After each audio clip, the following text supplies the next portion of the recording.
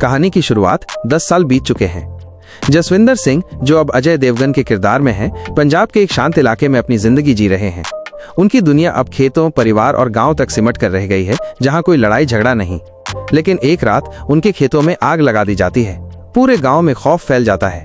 जसविंदर को एक धमकी भरा संदेश मिलता है, तेरा पुराना हिसाब अभी बाकी है। बीता हुआ कल कहानी फ्लैशबैक में जाती है, जहां हमें 10 साल पहले का दुश्मन ठाकुर रणबीर सिंह विजय दिखाई देता है। जिसे जसविंदर ने छोड़ा था, वो आज वापस आ गया है, बदले की आग में जलता हुआ और पहले से भी ज्यादा ताकतवर होकर।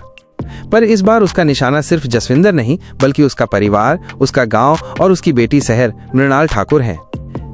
जज्बात और वादा। जसविंदर ने अपनी बेटी को दुनिया की बुराइयों से दूर रखने की कोशिश की थी, लेकिन जब हमला घर तक पहुंचता है तो सरदार फिर से तलवार उठा लेता है। एक हाथ में रिवॉल्वर, दूसरे में गुरबानी की किताब और दिल में एक ही वादा, अब कुछ भी हो जाए, ये लड़ाई आखिरी होगी। टकराव। अब शुरू होती है असली जंग। ये वो लड़ाई है जहां गोलियों से ज्यादा तेज डायलॉग चलते हैं। ये लड़ाई सिर्फ ताकत की नहीं, इज्जत की है। जसविंदर अकेला नहीं लड़ता, गांव के बुजुर्ग, जवान और यहाँ तक कि शहर भी अब उसके साथ खड़ी है। बाप बेटी की जोड़ी पहली बार साथ लड़ती है और हर वार में एक ही संदेश होता है, सरदार डरता नहीं, झुकता नहीं, बस टिक कर लड़ता है।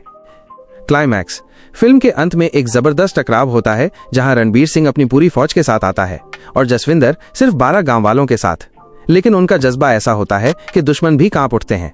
एक आखिरी सीन में जसविंदर कहता है, तू गोली चला, मैं दुआ दूंगा, देखता हूं किसकी ताकत ज्यादा है, और पूरा मैदान गूंज उठता है। अंततः लड़ाई जीत ली जाती है, पर बिना किसी घमंड के। जसविंदर वापस खेतों में लौट आता है और गांव में फिर से शांति छा जाती है। सन ऑफ सरदार 2 हमें सिखाता है, सरदार की हंसी में भी ताकत होती है और उसकी चुप्पी में भी एक जंग छुपी होती है। मिलते हैं अगले धमाके में। सत श्री अकाल।